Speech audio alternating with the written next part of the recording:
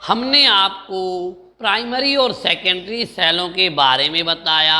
Primary और secondary सेलों में difference बताया। प्राइमरी सेल के दो एग्जाम्पल कराई, शुष्क सेल और mercury cell.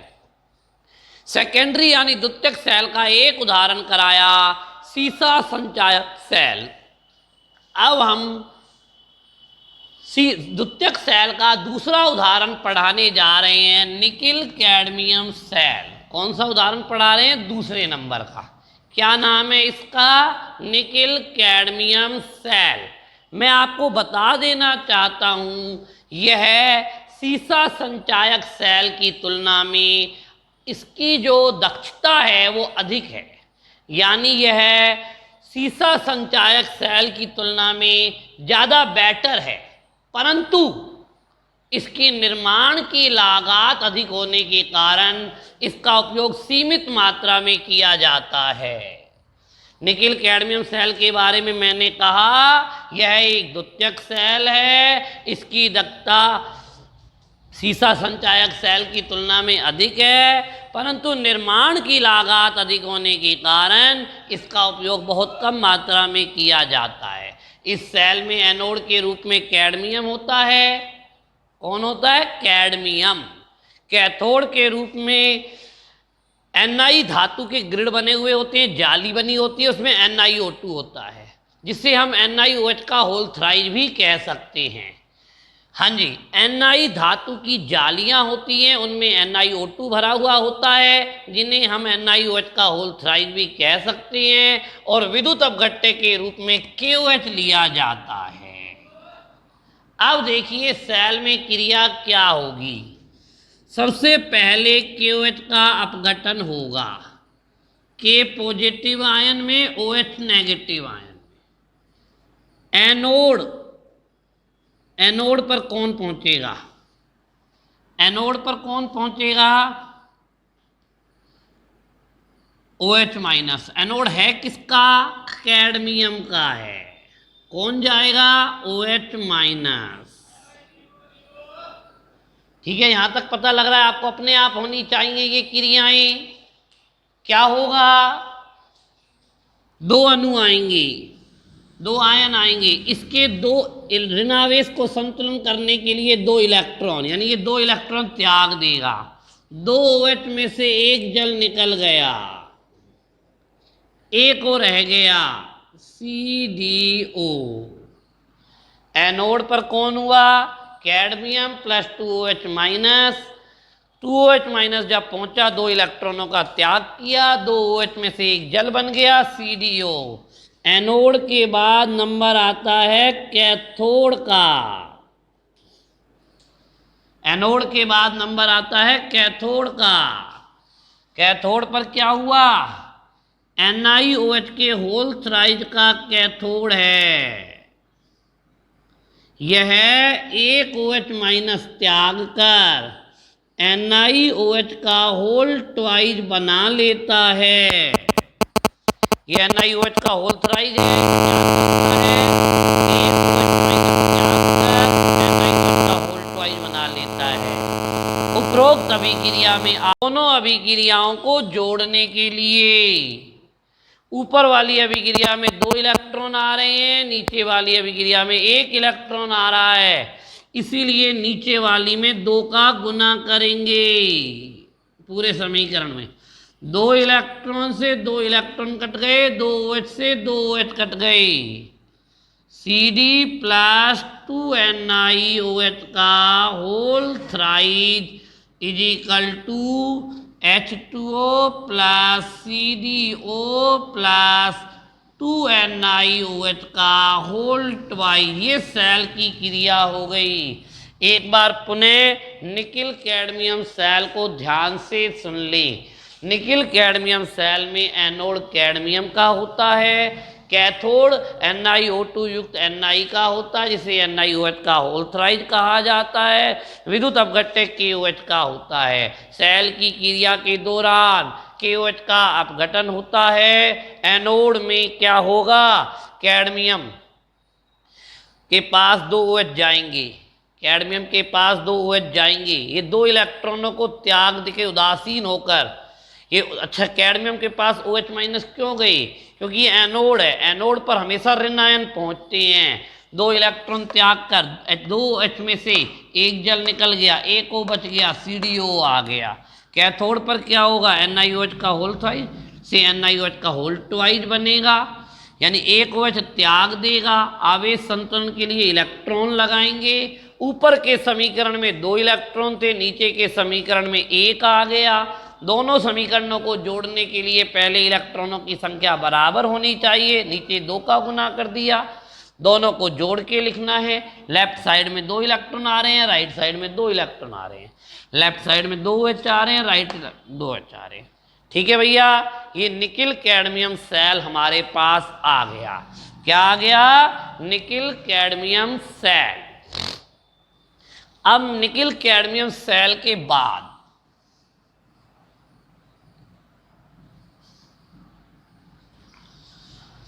Nickel cadmium cell के बाद हम आपको ले चलते हैं ईंधन सेल पर।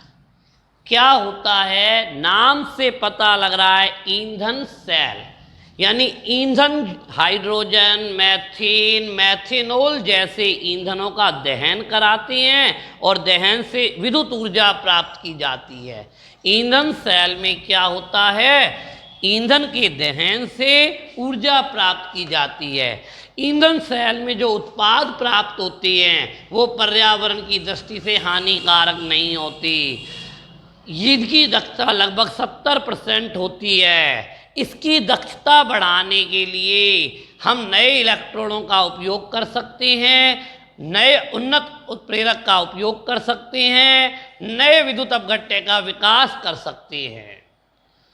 दक्षता बढ़ाने का तरीका पता लग गया, नए इलेक्ट्रॉनों का उपयोग करना, उन्नत उत्प्रेरक का उपयोग करना, नए विद्युत अपघट्य का विकास करके हम अपने सेल की दक्षता को बढ़ा सकते हैं। अब हम एक बात बताते हैं, जो अंतरिक्ष उड़ानें होती हैं, अंतरिक्ष उड़ानों में वहाँ अंतरिक्ष में ऊर्जा की जरूरत होती है, तो ऊर्जा इन्हीं ईंधन सेलों से ली जाती है। अंतरिक्ष उड़ानों में विद्युत ऊर्जा प्राप्त करने के लिए हम ईंधन सेलों का ही उपयोग करते हैं। ऐसा ही एक महत्वपूर्ण ईंधन सेल मैं आपको पढ़ाने जा रहा हूँ, H2O2 ईंधन सेल, जिसका उपयोग अपोलो अंतरिक्ष यान की उड़ान में किया गया।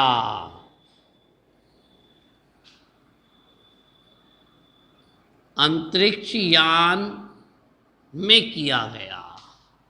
हो सकता है पेपर में H2O2 ईंधन सेल के नाम से आए, हो सकता है ऐसे आए कि अपोलो अंतरिक्ष यान में किस ईंधन सेल का उपयोग किया गया। अब इस सेल के बारे में बता रहा हूँ। इस सेल में एक पात्र होता है जिसके बीच में पीटी के सरंध्र इलेक्ट्रोड लगे होते हैं, सरंध्र इलेक्ट्रोड लगे होते हैं मध्य, और इस सेल के 3 प्रभाग बन जाते हैं इन 2 इलेक्ट्रोडों की सहायता से। इस सेल में पीटी के सरंध्र इलेक्ट्रोडों की सहायता से बने 3 प्रभाग होते हैं। मध्य के प्रभाग में KOH का विलयन भरा हुआ होता है जो विद्युत अपघट्य का कार्य करता है। एक प्रभाग में ऑक्सीजन गैस प्रवाहित होती है और दूसरे प्रभाग में हाइड्रोजन गैस प्रवाहित होती है। जिस प्रभाग में ऑक्सीजन गैस प्रवाहित होती है वहाँ प्लेटिनम का इलेक्ट्रोड कैथोड का कार्य करता है, और जिस प्रभाग में एनोड प्रवाहित होती है वहाँ प्लेटिनम का इलेक्ट्रोड एनोड का कार्य करता है। ऑक्सीजन वाली साइड कैथोड का और हाइड्रोजन वाली साइड एनोड का कार्य करता है। अब सेल की क्रिया को समझ लें, क्योंकि ये बोर्ड के एग्जाम में प्राय पूछी जाती है। KOH टूट गया, एनोड पर क्या होगा, हमने हाइड्रोजन प्रवाहित करी, वो इन छेदों से अंदर आएगी। एनोड पर धनायन आता है, ऋणायन, दो एच है तो दो OH लगा लो, दो जल बन जाएगा। बोलो आ गई समझ में? उपरोक्त अभिक्रिया को संतुलित करने के लिए, आवेश संतुलन के लिए दो इलेक्ट्रॉन जोड़ने पड़ेंगे। एनोड के बाद नंबर आता है कैथोड का। कैथोड O2 है और इसके द्वारा त्यागे गए इलेक्ट्रॉन आ जाएंगे, इसके द्वारा त्यागा गया जल आ जाएगा। दो है, अगर हम यहां दो लगा दें तो चार O हो जाएंगे, चार H हो जाएंगे, तो चार OH माइनस बनेगा, चार इलेक्ट्रॉन। O2 है, दो O हैं, दो O हैं, चार O हैं, चार H हैं, चार OH माइनस बनेगा, चार इलेक्ट्रॉन। यह अभिक्रिया आपको समझ आ गई? पहले वाली अभिक्रिया और दूसरे वाली अभिक्रिया को जोड़ने के लिए दोनों में इलेक्ट्रॉन बराबर होने चाहिए। ऊपर दो इलेक्ट्रॉन है, नीचे चार, इसलिए ऊपर दो का गुना कर देंगे। दो का गुना करा 2H2 प्लस चार OH minus equal to 4H2O plus चार इलेक्ट्रॉन, और नीचे कोई गुना नहीं करना, O2 प्लस चार electron plus 2H2O equal to चार OH माइनस, चार OH से चार OH कट गए, चार इलेक्ट्रॉन से चार इलेक्ट्रॉन कट गए, 2H2 plus O2 plus 2H2O equal to 4H2O, 2H2 plus O2 equal to 2H2O। बोलो आ गई समझ में? नहीं आई? ये हमारे ईंधन सेल की क्रिया हो गई। H2O2 ईंधन सेल के बारे में हो गया। मैं एक बार पुनः बताना चाहता हूँ, H2O2 ईंधन सेल का उपयोग पोलो अंतरिक्ष यान उड़ान में किया गया था। इसमें DT के सरंध्र इलेक्ट्रोडों की सहायता से तीन प्रभाग बने हुए होते हैं। मध्य के प्रभाग में KOH का विलयन भरा हुआ होता है, एक प्रभाग में हाइड्रोजन गैस ऑक्सीजन गैस प्रवाहित की जाती है और एक प्रभाग में हाइड्रोजन गैस प्रवाहित की जाती है। जिस प्रभाग में हाइड्रोजन प्रवाहित हो रही है वह एनोड का कार्य करता है, जिस प्रभाग में ऑक्सीजन हो रही है वो कैथोड का कार्य करता है। ये गैसें सरंध्र इलेक्ट्रोडों की सहायता से विलयन में प्रवाहित होती रहती हैं। अब देखिए सेल में क्रिया क्या होती है। सबसे पहले विद्युत अपघट्य का अपघटन होता है KOH और OH माइनस में। एनोड जहां पर हाइड्रोजन प्रवाहित हो रही है उस पर कौन आ जाएगा? OH minus. पता लग गया OH माइनस क्यों आया? क्योंकि एनोड पर हमेशा ऋणायन आता है। दो H है इसलिए दो OH ले लिए, दो जल बन गए, आवेश संतुलन के लिए दो इलेक्ट्रॉन लगा दिए। कैथोड पर ऑक्सीजन प्रवाहित हो रही है, इसके द्वारा त्यागे गए इलेक्ट्रॉन, इसके द्वारा त्यागा गया जल यहाँ आ जाएगा। दो ऑक्सीजन है और दो जल ले लिए तो चार ऑक्सीजन हो गई, चार H हो गए, चार OH माइनस। आवेश संतुलन के लिए चार इलेक्ट्रॉन लगा लिए। समीकरण एक में दो इलेक्ट्रॉन है, समीकरण दो में चार इलेक्ट्रॉन है, दोनों को जोड़ लिया। जोड़ने के लिए ऊपर दो का गुना करा, ठीक है, और दोनों को जोड़ लिया। 2H2 plus O2 equal to 2H2O। ये हमारे पास क्या आ गया भैया बताएंगे? ये हमारे पास ईंधन सेल की क्रिया आ गई। मिटा दें भैया, ये हमारे पास ईंधन सेल हो गया। अब जो हमारा इस चैप्टर का अंतिम टॉपिक है उसका नाम है संक्षारण। संक्षारण धातु की सतह पर ऑक्साइड या अन्य यौगिक बनने के कारण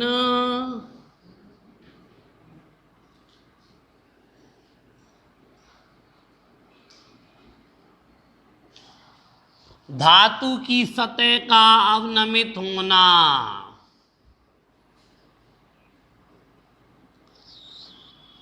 अवनमित होना क्या कहलाता है? संक्षारण कहलाता है।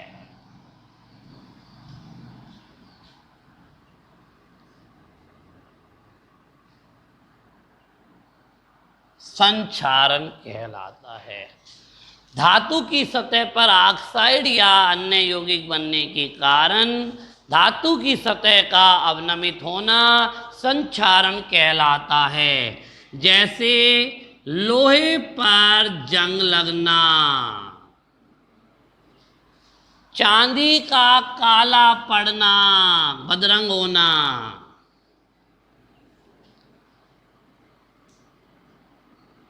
चांदी का बदरंग होना, और लोहे पर जंग लगना, चांदी का बदरंग होना, तांबे पर हरी परत का लेप हो जाना। ठीक है, ये सब संक्षारण के उदाहरण थी। मैं आपको बताना चाहता हूं, अब टॉपिक है लोहे पर जंग लगना। कौन सा टॉपिक है? लोहे पर जंग लगना। लोहे पर जंग लगना एक विद्युत रासायनिक घटना है, विद्युत रासायनिक घटना है।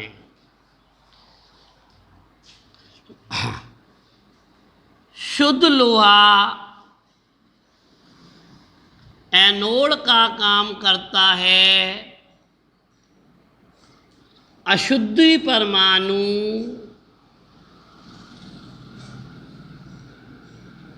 कैथोड का कार्य करते हैं। नमी युक्त CO2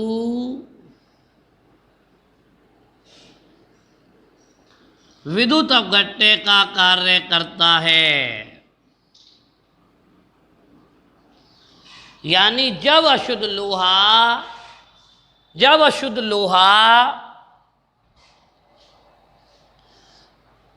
नमी युक्त CO2 के संपर्क में आता है, नमी युक्त हवा के संपर्क में आता है तो जंग लगती है। कैसे क्रिया होगी? नमी युक्त CO2, नमी माने H2O, CO2, नमी युक्त CO2, बताओ क्या बना? H2CO3। क्या बना? जिसका अपघटन हुआ, 2 H धनायन, CO3 -2 आयन। ठीक है भैया, नमी युक्त CO2 H2CO3 का अपघटन हुआ, 2 H धनायन प्लस CO3 -2। आगे बढ़ते हैं। हाँ जी, एनोड किसका है? लोहे का। ऑक्सीकरण होगा, 2 इलेक्ट्रॉन त्याग कर Fe+2 में ऑक्सीकरण होगा। कैथोड, कैथोड किसका है? अशुद्धि परमाणु का। क्या होगा कैथोड पर? कैथोड पर क्या क्रिया होगी देखनी है। अच्छा, एक चीज समझिए, जो ये Fe+2 बना है, ये ऑक्सीकृत होकर Fe+3 बना लेता है और ऑक्सीजन से क्रिया करके Fe2O3 बना लेता है। यह Fe+2 ऑक्सीजन से क्रिया करके Fe2O3 बना लेता है और जल योजित होकर, अभी Fe2O3 में जल जुड़ेगा, XH2O, जंग का निर्माण होता है, जंग का निर्माण होता है। ठीक है, तो ये हमारी लोहे पर जंग लगने की क्रिया है। लोहे की जंग लगने की क्रिया में मैंने बताया H2O + CO2 मिलकर H2CO3 बनाते हैं, जिसका अपघटन होकर 2 H धनायन व CO3 -2 निकलता है।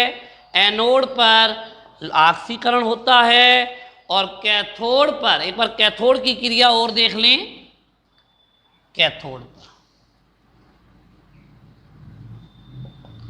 ये वाले H+ आते हैं और ऑक्सीजन तो है ही सही, प्लस इलेक्ट्रॉन, 2 ऑक्सीजन है इसलिए 4 H आएंगे और 4 इलेक्ट्रॉन आएंगे, 2 H2। इसके बाद मैंने कहा था कि Fe+2 ऑक्सीकृत होकर Fe+3 बना लेता है और Fe+3 ऑक्सीजन से संयोग करके Fe2O3 बना लेता है, जो जल योजित होकर Fe2O3.XH2O बना लेता है। यह पूरा प्रोसेस लोहे पर जंग लगने का था। अब मैं फिर एक बात आपको बताना चाहता हूं, हम लोहे पर जंग लगने को कैसे रोक सकते हैं। हम लोहे पर जंग लगने को, भाई साहब लोहे पर जंग लगना है, रोकना है तो एक तो पानी की नमी से दूर रखना होगा। इसके लिए हम उस पर लोहे की सतह पर किसी चीज़ का पेंट कर दें, ग्रीस लगा दी, ठीक है। एक तरीका और भी हो सकता है कि हम लोहे में अशुद्धि ले ही ना, बिल्कुल शुद्ध लोहा ले। अगर केवल शुद्ध लोहा होता, अशुद्धि परमाणु नहीं होते, तो एनोड कैथोड नहीं बनते, विद्युत रासायनिक क्रिया नहीं होती और जंग नहीं लगती। तो शुद्ध लोहा लेकर और दूसरा उसके ऊपर किसी का लेप करके हम जंग लगने को रोक सकते हैं। इसी के साथ हमारा ये चैप्टर पूरा हो जाता है।